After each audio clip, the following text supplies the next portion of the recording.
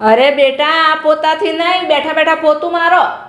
અરે મમ્મી, હું તો પહેલા પણ આવી રીતના જ પોતું મારતી અને ભાભી પણ આવી રીતે જ પોતું મારે છે.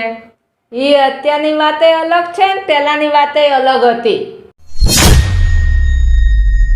અરે બેટા, બેઠી છું તો વાસણ ઘસી નાખજા. અરે પણ મમ્મી, કામવાળી તો આવવાની જ છે ને. અરે એના થોડા દિવસ મેં રજા આપી દીધી છે, કારણ કે અમે તું બેઠા બેઠા શું કરવાની. આમે જ અમારા થોડા પૈસા બચે તો કામમાં આવે ને. અને હા, કપડાં છે ને વોશિંગ મશીનમાં ન નાખતી, હાથથી ધોઈ નાખજે. હા. હલો. હા બોલ. હું 2 મહિના પછી અહીંયા રોકાવા આવી તો મારી મમ્મીનો સ્વભાવ તો હાવ ચેન્જ થઈ ગયો. હું અહીંયા રોકાવું એની કરતાં તો સાસરીમાં રોકાવું સારું. તું ટેન્શન ના લે, હું તારી મમ્મી જોડે વાત કરું છું. હા સારું.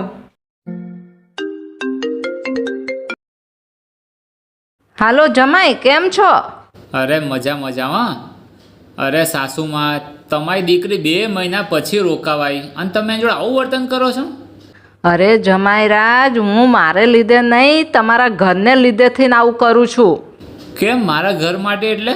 અરે જમાઈ, હું મારી દીકરીને ગમે તેમ બોલીશ ને તો એ ખોટું નહીં લગાવે, અને તમારી મમ્મી કંઈ પણ બોલશે ને તરત એને ખોટું લાગી જશે.